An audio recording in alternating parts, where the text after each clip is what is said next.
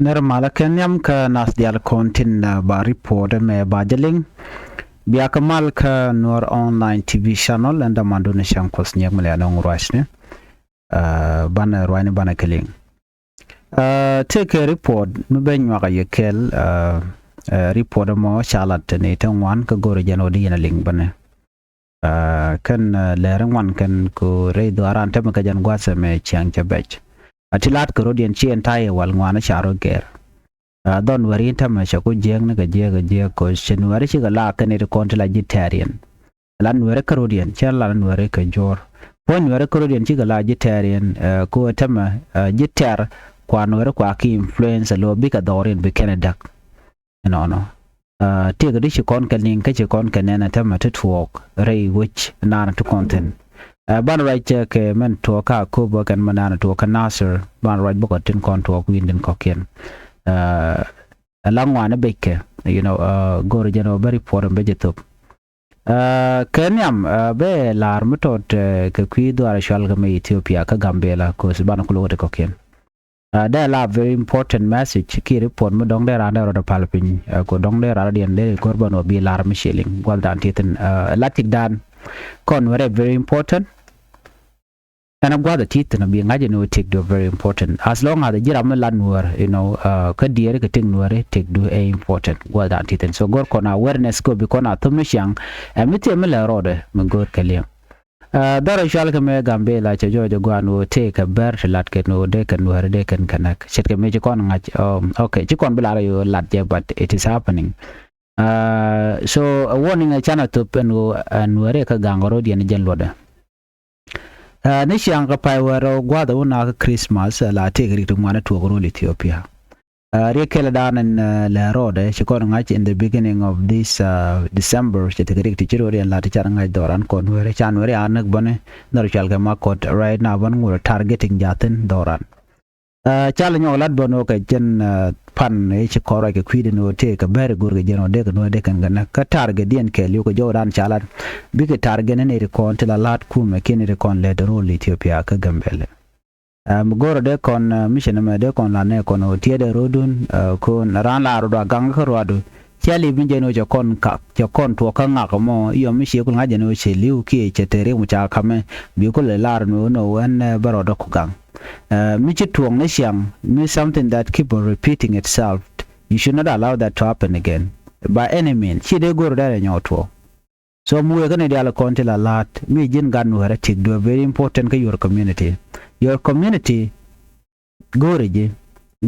deri kalatika and take do a very important no deri liep deri jan teka ledikaka. So na there we kaya. Jala ka tiet ka dor shal ka me Gambela jene ka Gambela wi ke tang ke wi ka lare do jene ka tang wi ku mi ka lare tele problem changa kel doran me kok te am de target nobody can target you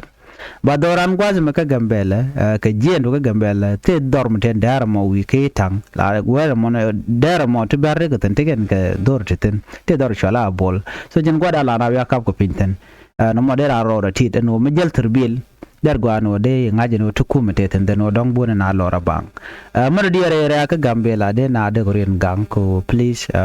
take the very important nong de ya de bar ko ne ko na kana by the way kane te ko la police ne barbo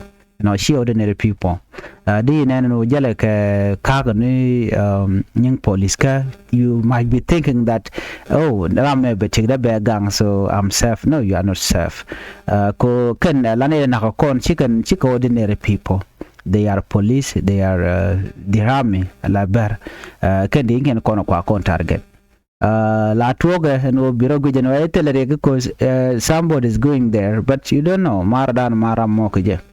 and your life you are your life keeper by the way jin bitik do mi jaga jamu gwan so na me der we ka yene kon te role Ethiopia no gangarodun especially ke jen December me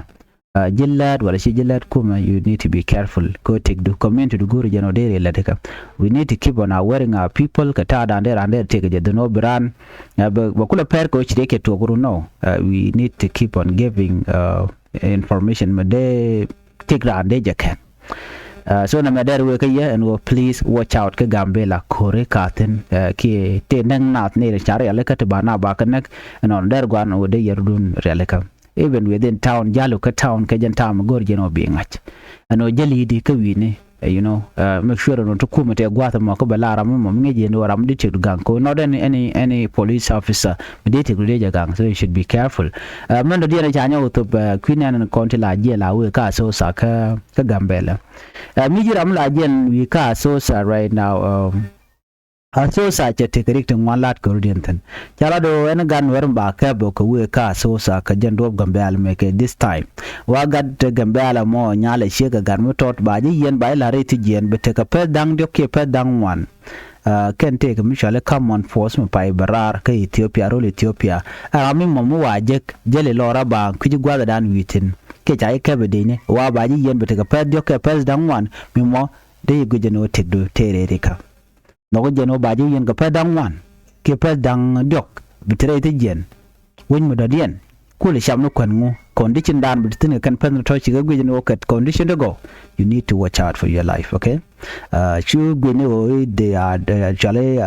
asosa take a damn life is different there na chu nalo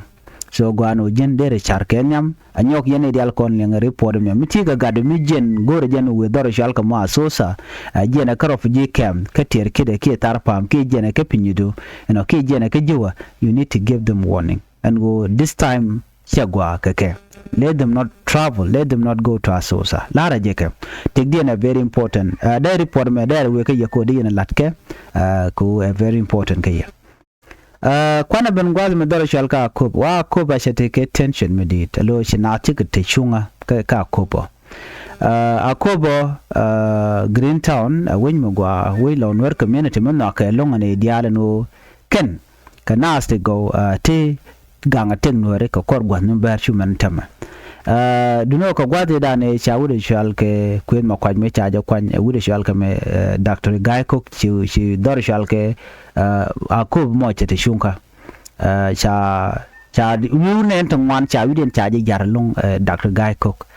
kana kwen makwaj rana spela you but be joja tamno there are some gap there murai ko tamma ka report cha no lat ke jeno en kwen makwaj goro jeno deje woche kuma spela you ko jen ticket te ga ticket kuma spela you kudi la wonena no waje woch keje what will happen to him kana community dan te dormo mishal kamo akopo right now murai ko tamma kwen makwaj chana cha ka confuse ke very long time no ran spela you okay me ran spela you right now spela you can be can kwen makwaj be can watch they are going to remove kwen makwaj because radian be can nyok melarana spela you ko ngwane chela la jen tayeda. So right now unless you take a maladian me cha nyo mata dong ajen dong de ku jojo no ba kwen makwaj ba jenok but right now gori jeno kwen makwaj be dil bara so murai ko tama wati ka duola re gojen wo ngum balel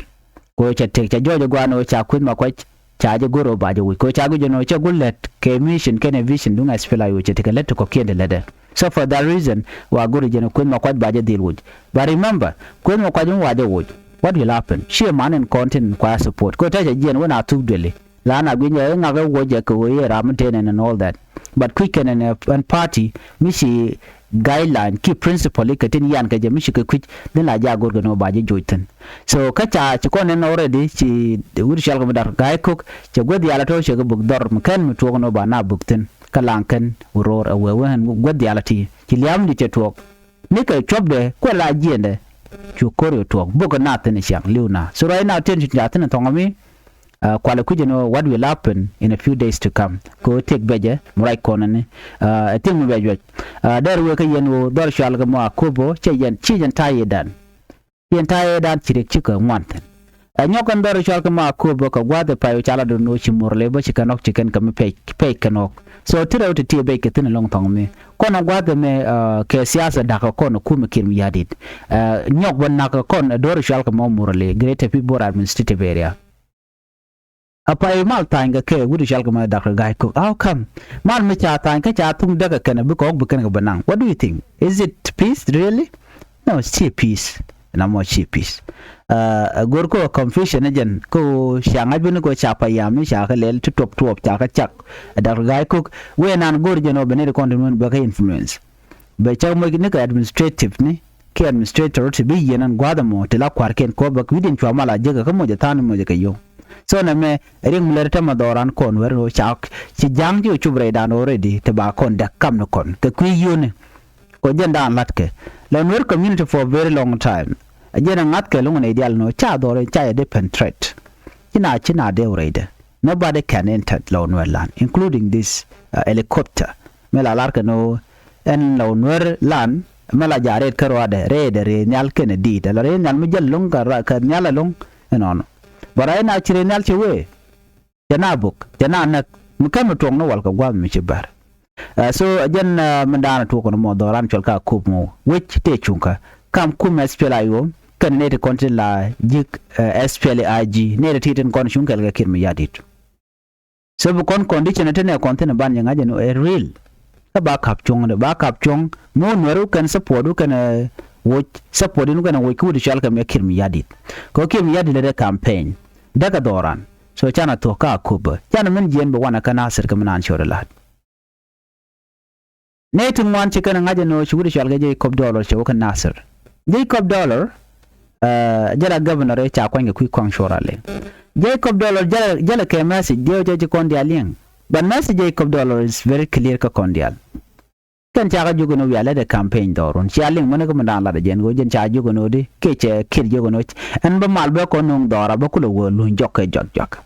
amala de non ko mo mal mi bay bin threaten tin o ba gat kunak ba kun ba kanak bukum be bom ka biyana ne la kwany rol Ethiopia ramma mi la kwa da ro jeno no keneke jinti keneko karaji mi choda lut what do you think ano mi jin kwere right now we ka position te governor tina la Jacob Dollar karaji dan roje je de ro du jachudi de ro du lugudi karwado de re cholo no jin gon malka roji ngenyi keneko ne ti kula right ne ka you the your power no tika power do you think your community kwa can intimidate with such words no do are cha can intimidate with that your community they are unpredictable la le she jin no kani gwada dana roji but the moment ki right bramo right ka right there yo ba you look so Jacob Dollar she won je to his own community ala gagwa jaga jogo no we gwar no we can share bit chika ga gwang ko kena to ajane ke biya telchien bukuma be ye bokkarenal yari permission number cha lat bone netin konen te ka I radio ka ta da ni kala ke jeno en kume marwai keme kirme yadi ajeno ne the content naga kitin bo kanetin konen cha support but take something me de kono kula ngaj ka jenwuri shalga me governor Jacob Dollar message is very clear kang makana men logo men la jeno kang makana yen makang makana gorno bi aje nyor dorun yen gagwa odi garame redel tobe be ka kirme yadit a message mi ajogo no right ni boom ko jin quartika power somebody was talking la jeno yen de kuma guri yen run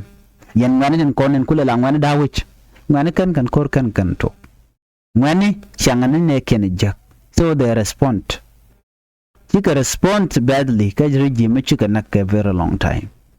Is it a crime to protect your own family, to protect your own community? No, that's self-defense. You should defend yourself. You should defend your community. Again, the use of being used. Me jinmat la do community do bijal wak.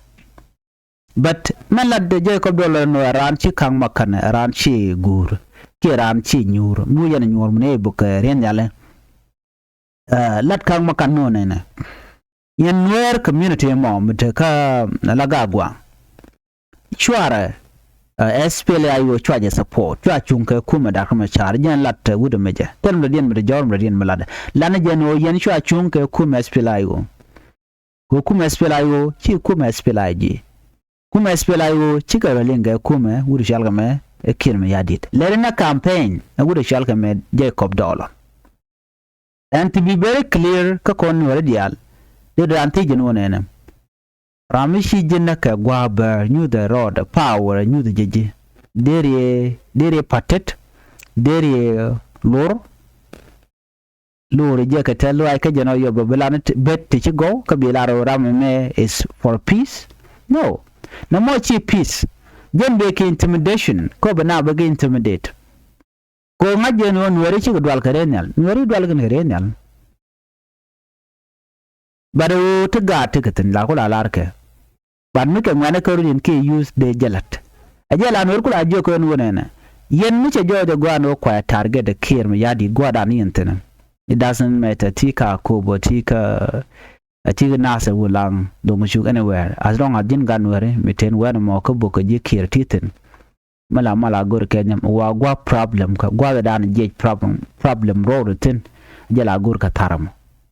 biya gwa dan je na tin enamo biya tar biya je gor biya jojek la center of the issues jala gor kam mala lar kan we are the finding ki we are the research you guys should do your research yen gwada dana betende yena gor mure muche tuogan tama na ci ga jiyan ci ga ban dorun ba ya binak dorun ka ci ga jiyan den ci adot den yelo jiyan me biya gwada na be keten biya janga biya je gor rein almala be all the time la da je gwada den gwala be ka jama direction den ke be de den biya gwi anyok anytime biya dun jaga yere dini ko in case chaben ko shi abili mi jabang shi mandana dong tinin toy ka baya binak chi me pai to go doran gwase me kalan kan ke ka piri ci kon me chala ri nal ci kon nen ya je ngane tien ci ganak ci bok bo me duel gora ci bok bo me duel wal ala misap kan go dialati ci ri nal ka bok what do you think plan dan ala na ali ne ka plan wa sometimes what I know kan word people la me to kon karek la kon to ka front line all of us bana chongwalma again that is the thing that we should be doing also ka gang dan mi shi ngaje no jin tike de me goro be jama goro be jinak la chungwal dan be ben man dong da ben ka je duob de mi shi jen budaro kelpe badil te ka meti bare ala ka ba wajin mitere kor ka clear mind mitel mi ma tan tele kwang tele tap wa wilu la wunga la tike tactic ni te biri aleka duob da de ro ganga ja keje na kwal nyere tam ka ne te ko na roj mi ci ran roj ka duob da na ra ganga ba nyira mo wal ram mo no go ni te du no de yero gang tene te bel ne te ko ne te rar ko western world and ko ne te je ka ne to gor gan de na nye no can tell a problem they do not have any issues but can there can get ne no content the dawich ano nakaka ka bitka ya bom ne ka wa bom ne jewu jin de jewu jogo no chwa dun gang ay normal de lar no ngap churo do gang mite ko mi cheben mi cha e jogo ram jogo please gang rodu de ram jogo mo gang rodu de jogo no jin churo gang adoru nyok ci jen jega beja jin wi jega beja to ram jogo ram chumo jeno please churo janaka is the only right person we mona mekelio ram de western world there condemn no chwa na jogo no gang rodun na gang rodian ko jen the only way out gang jen bititin era la do gang miti ram chi la be mak te de jonji adu la toy tar ke be bijek andi ran jogo gang rodo so chi chong kan de kon la jen o western world no re no be de chwa ro je chwa na kun chwa go bum no bana dil bum ko ne de kon li chi ga western world ke ji dawij kan de kon de jogo no bom rodun shom rodun rama chung kaneke la dore bi chonga je some people do kwarim na kwale jiga lang ala ba position do ba ku de jiga ke ko temte ne la lar no yen mo ja yen gad ja ja nakam na ja ngani ja nakka ngana wa kan nektar ka wala ka jijen wala ba mang na ke adoren wala chi doren melare no ngane ngum na ka da la mi chi ka jien chi ko korwe do dien mi sha doren ni na ku le jo yen chwa ta dorun bi da dorun no modera go but people enemy come to where they are kinaban gwada an tiketen diran jogo no shurai diran jogo no jin shuru gang no mo jega de she chama go don ware keep on advising nekon shomake suggest anything me de tig de jaga jagwa ko jan dob dan manan nyam je tel dob do dien right now channel te kat ninden joko de ci kon ngaje no telegan no ramete kwikel yadi no ba cholo no ramgwa all of them the blood sucker people sham kenerium lot kenerium keneden kon tensual ka parasite mala gorje no briem raden bi lot no bi lot ci gor no rameme da do da jale jek jeni bi ne banga ji luoda but churach na ma jatin ngi mon teleje jin mi shegu jeno rambo tele lo la teke tambro je keje bi la ngaje no ay ramme chagul kera la to. So I have to be careful next time. And that is what you should do. Because there'll be no next time kunware. Ko wonta ma to ko na kana ka kwana intimidate mai kana ka yo baje ko yo tungwan e bukula tiai. Imagine na kada mor gat mor gorko nya mor guru mor de lar no na me nonsense no she nonsense gor kon gany magwa. So da la jari podan gora de nywa yakel Jacob dollar she wonin ke jetup no jogon were no ram ma wo kang makane wuje support ke wuch onkel geje be bok ko kun kel ke be na ka be jaga kwany ka ta mun yuglu njoko sa Sudan ke lar en point Jacob dollar raje she don chi ram de wuch ka kan chora le mi chaje wuje where is he now ninja ngor governorship Janan would remember the thing forever because his own word ko contradict along a janabe kamal ka janale na be threaten you know ne to man gan no man ka social media can no garame is not type of a leader wajen kwa ingene je kwa point je chi cha kwa ni je chere ngai kone tele kwen mu gwa mi chana kwa nyane gala ku ingene kana so bia ta te je bia ku binen kwer maraje gen la ra pelepin the community de be address min lo ke jela to ganeka then but take some good words to be used ba ngaje no ramme gula ramugwa bitu go bikalat but chiben ka harsh word to be lat giro boom tika power and I don't think they already take them shit kana la po jelong ni o de bera jeno ngaga la ni la point la ja nyinge len mi cha de la cause she chong chirana de la yin de po ni la jeno ngak la ni they point again. You may take a power, me told me take a use ni je agua. You no community do. A community do a field serve. Langaka, you no malcopin. Banga de ram luni yala talk kaloy de kelio. A tell me secret which a let on me. But this ball word and obey a neck, bay a book. Chudo Jacob dollar when you're going to be license the baka nyoko mu waje license NGOs joga nanu as long as an governor bumadana belat so ngaje jen wo chi forever and commandant it but ngoda bo kun Cisco le ti chodian lot to ba take the bo by an danger in the long run when his career in leadership should end from there nan right chetele jaga chetele ja community do should get threatened because your word carry very deep mit chale o dong da ji nang re ka ki da jaga especially when you are directing your message to your community you should have a precise message that you arrange that you prepared and then be kula jaka agwa ka jom gwa as a core leader ram bro da palpin baro jagwa na kura ko ba jor ba ja kulelen ban rum kala rodian